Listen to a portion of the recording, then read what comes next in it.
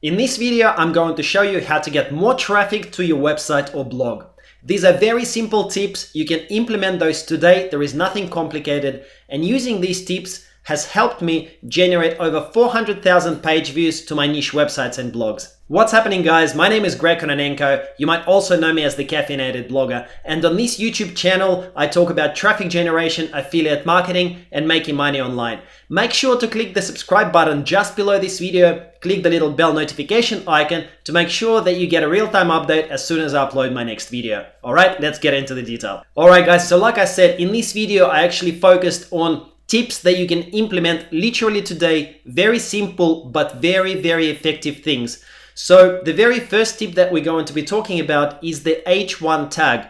So I'm going to show you in just a moment what I'm talking about, but in general, H1 tag should only be used once. I've seen it time and time again that a lot of my students and a lot of people who I've spoken to use H1 tags in their WordPress post, and that actually confuses the hell out of search engines because H1 should only be used in the title. So your main keyword that you're targeting should go into H1 tag, and all other headings in your text should be H2 or H3. I'm going to jump over to WordPress and I'm going to show you exactly what I'm talking about. For example, with this blog post of mine, I'm targeting the keyword blog post idea. That is the main keyword that I'm trying to rank for in Google. And this heading up here should be the only thing on your page that has H1 tag. So if I'm going to go into my WordPress post editor, you will be able to see that this, by default, WordPress will already display this as an H1 tag for you. Now, all of these other subheadings that I have on the page, so for example, how to come up with blog post ideas, expert tips, okay, they have to be H2 tags. So the way to set them is when you select this and you go up here, do not make them H1, make them H2, or if they're lower subheadings, subsections within your post, then you can make them H3, H4, and so on.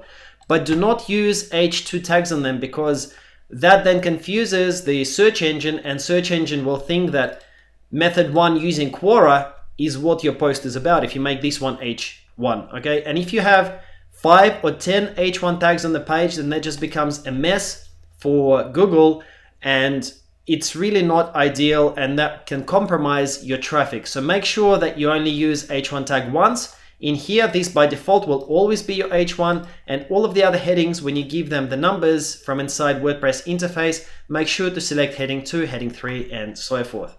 All right, so the second tip is to avoid long paragraphs. I still see a lot of people write very long paragraphs, and that actually just does not work in blogging world, in online world, unless it's an academic publication. If you're running just a general website, niche website, or a blog, then make sure that you stick to the rule of having only 2 lines per paragraph. That will actually reduce your bounce rates, and if your bounce rate is lower, then more traffic will be given to you by Google. So what a bounce rate is when, let's say, 100 people land on your page and 90 of them decide that they don't want to continue staying on your page and they just close your website. That actually means that you've got a 90% bounce rate, and that is not ideal. You need to keep your bounce rate as low as possible because that sends Google signals that people love the content on your website. We're going to talk a little bit more about the bounce rate in just a second, but I'm going to show you this particular tip, avoiding long paragraphs, exactly what I'm talking about. So there's actually a really good illustration picture that I found here on this website. It's from 2013, but I think it demonstrates the point very, very well. I'm just going to show you this, and I'm going to zoom in.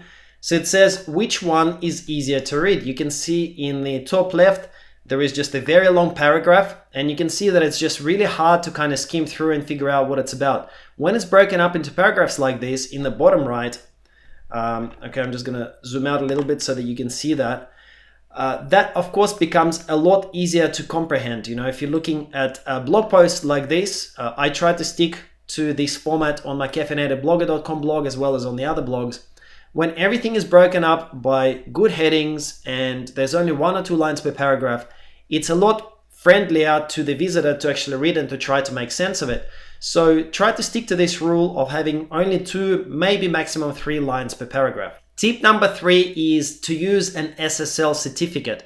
So SSL certificate is this little thing that appears at the front of your website. I'm going to show you now in just a second. So as you can see here on my website, in the top left, there is this icon, which is the kind of like a lock icon. And also I have HTTPS in front of my website.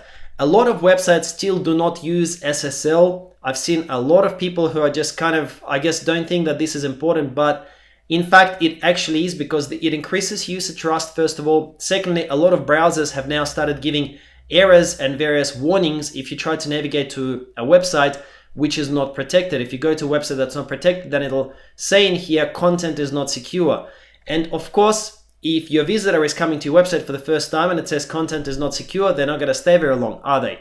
So there is actually a way in most hosting companies. For example, SiteGround, the company that I use, they have a free SSL certificate, which is called Let's Encrypt.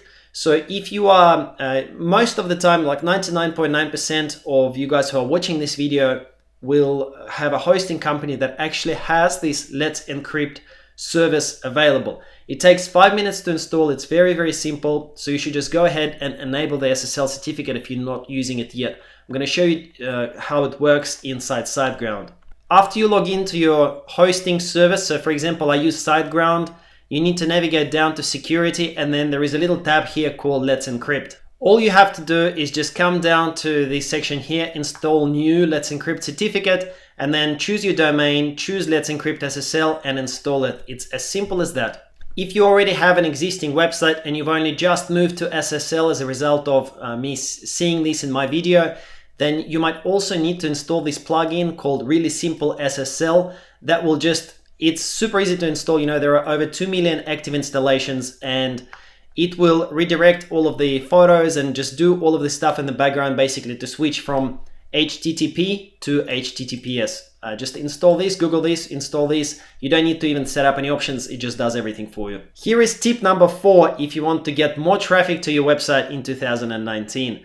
You need to use what's called LSI Keywords. I'm going to show you in just a second how this works. We're going to use a special service called lsigraph.com. It's free to use. Okay, I'm here inside LSI Graph, and on this page, all you need to do is just type in your main keyword and it will generate those LSI keywords for you. So LSI stands for semantically related keywords. It basically are keywords that are not computer generated related to the topic of your site, but rather are thematically related. I'll explain exactly what this means. For example, you might be writing an article about how to, let's just go with how to lose weight, okay? So if I go how to lose weight, and then just need to tick this box and click generate, you will see on the left-hand side, we've now got a bunch of LSI keywords. They are not necessarily directly related. They don't have lose weight in them. As you go down the list, you'll see here it says easy weight loss plans, 10 pounds in 10 days, losing weight over 40. So they are distantly related, okay? They're thematically related. And that's actually very important for Google, because if all you do when you're writing your article, if all you're doing is just writing, would you like to know how to lose weight? Oh, this article will teach you how to lose weight. Here is the tip number 1 for you, how to lose weight. Here is tip number 2, how to lose weight. If you're continually repeating the same keyword over and over, this can be seen as keyword stuffing. If you're not using enough of the related keywords, then Google will actually potentially give you less traffic, because they will think, well, you're trying to keyword stuff.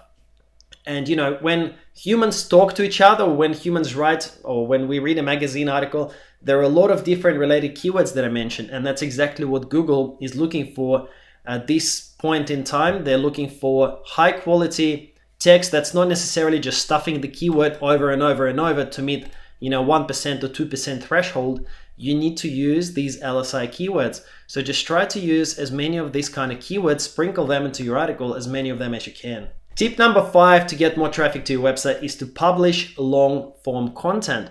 So short content just doesn't work these days in 2019. There used to be a time about 10 years ago when you could publish an article of 300 words or 400 words just to get Google to send you the traffic. I think back then the rule was 250 words is minimum. Well, it doesn't work like this at the moment. You actually need to publish at least 1,500 words as a minimum in 2019.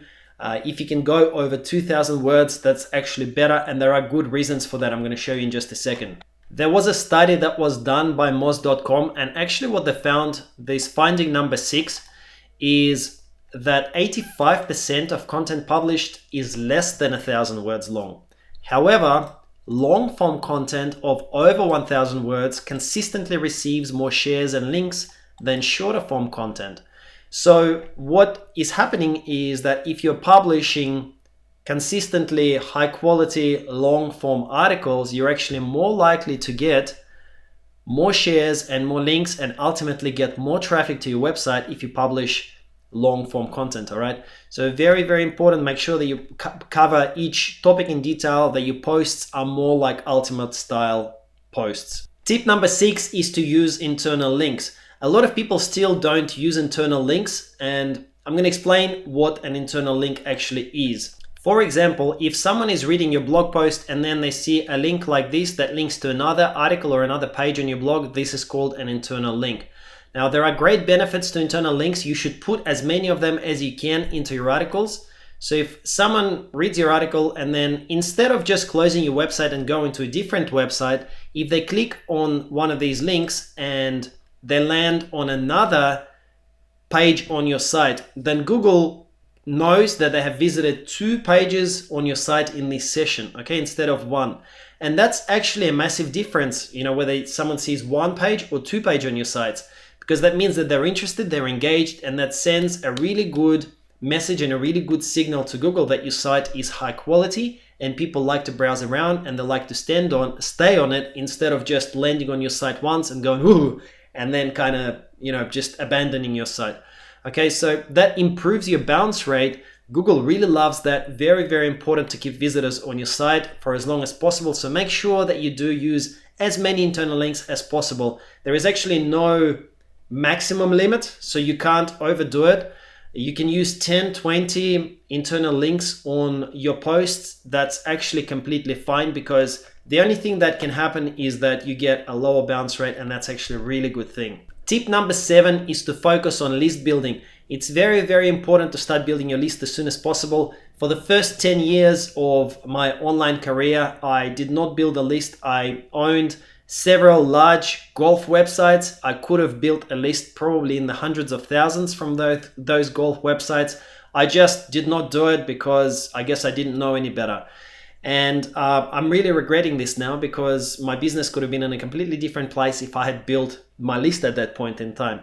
So I highly recommend that you focus on list building. Here are some basic options. I'm going to show you where to place your opt-in forms. It's sidebar, in content, and after content. I'm going to jump over and show that to you now. So this is what a sidebar opt-in actually looks like. You can see I'm offering my free traffic course. And as someone scrolls down, they see it again here at the bottom. And then it kind of just stands and sticks to the side, okay? I'm going to show you which plugin I use for that in just a second. So to make that opt-in sticker like this, the plugin that I use is called here, Q2W3 Fixed Widget. So what I've done is I've created my opt-in widget twice, and then for the second time, this bottom occurrence of it, this one here, here it is at the bottom and at the top. For this second occurrence of it, I've actually ticked this little tick box that says fixed widget. This is exactly what that plugin that I told you about does. It makes it sticky so that when somebody scrolls, this bottom one actually kind of sticks and stays on the screen, so that the user, as they scroll down further and further, they can still have an option of opting into my email list. The other type of opt-in that I recommend you use is something that looks like this at the bottom of your content, or even in the middle of your content. You can insert those further up. They work really well. As someone is reading your blog post, they have a chance of actually getting onto your email list. So very, very powerful. I highly recommend that you guys do this. Tip number 8 is homepage opt-in. I was not doing this for a long time, and actually I kind of regret it now because it converts really, really well. It's very powerful. I'm going to show you exactly how that looks. You can see that on the homepage of my blog, I've got some information about myself and about what this website is about, and I offer them to opt in. Okay, then I've got a bit of a case study, and then at the bottom I've got another opt-in form. These actually work really well. Look at the conversions. Here you can see this is my top and bottom homepage opt-in forms. They convert at 6.6 and 5.5% respectively. So if you add those two up, basically 12% of people who visit my homepage end up joining my email list. How cool is that? 12% opt-in from my homepage, which normally is kind of like a wasted space, I guess, in a lot of cases. You can actually convert 12% of people from your homepage onto your email list, which is very, very powerful. Tip number 9 to get more traffic to your website is to link to your opt-in page from inside your blog posts. So you can actually create, those internal links that we spoke about earlier. You can link those internal links to your opt-in page. That converts around 50% of those clicks into email leads. So as you can see here, this top one, the opt-in form that's called My Course Shortcode, is converting at 58%. So 58% of people who land on that page end up joining my email list. For example, you can see that here at the bottom of this post, I said, sign up for my free Pinterest traffic course here. And if someone clicks on this link, they will land on this opt-in form, which says free traffic course, and they can sign up to my newsletter and get this free traffic course as a bonus. So they enter their email, instant access, and boom, they've joined my email list just like that. And you can link to your opt-in page from a lot of different places throughout your blog post. You don't have to just to do it once, you can link 2 or 3 or 4 times. That once again just helps you to firstly reduce your bounce rate, retain the visitor on your site, and also get them onto your email list. Tip number 10 is to improve your website speed. There are a couple of tools that I'm going to show you how that you can use for this. But faster site in general means higher rankings. Google have spoken about that many times, that page load speed actually matters, and there is a strong correlation between how fast your website loads and your rankings. Okay, so if you can improve the page load speed, then you can also improve your rankings and get more traffic onto your website. The couple of tools that I'm going to show you how to use is GTmetrix and tools.pingdom.com. Let's jump over into the tools and I'm going to show you. So here is gtmetrix.com. So simply plug in a URL of any post on your website into this toolbar, and you can click Analyze and it will bring up the information about your website.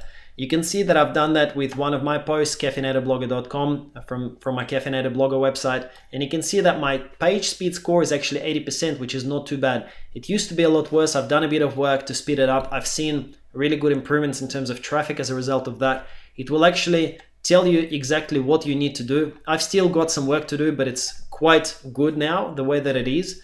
But it will give you all of those insights in terms of what is actually happening with your website and how you can improve it further. For me, it was a big improvement anyway, because initially when I ran those, I think I had D&D or maybe even E&D. So I managed to improve it quite a bit, and I'm happy with my website the way that it is right now. You should definitely check yours out and improve yours to at least a B so that it's green. Number 11 on our list of tips is to install social sharing buttons. I actually was not using it for a while. I don't know why. I guess it's one of those things that it was always at the back of my mind, but I never got around to actually doing it on my website. And guess what? If you're not using social sharing buttons, you are actually missing out on a lot of traffic. Social Warfare is a free plugin that I use. I'm going to show you how this works. I'm getting a lot of shares on my blog posts. You can see this particular one has had 709 shares on Pinterest, and I do a lot of that sharing on Pinterest as well, so there is no surprise. But actually, as you can see, there are 18 shares from Facebook, 14 shares on Twitter, and even 1 share on Reddit. And it's similar results on my other blog posts. 18 on Facebook here. Well, there are none on Facebook here, but a lot of them, for example, this one here has got 10 shares on Facebook. So you just really never know. And those, just by having those sharing buttons, it doesn't cost you anything to have them.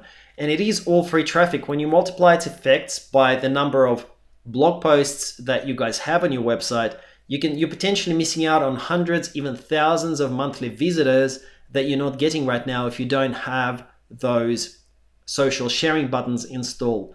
And the best thing is that Social Warfare is actually a free WordPress plugin.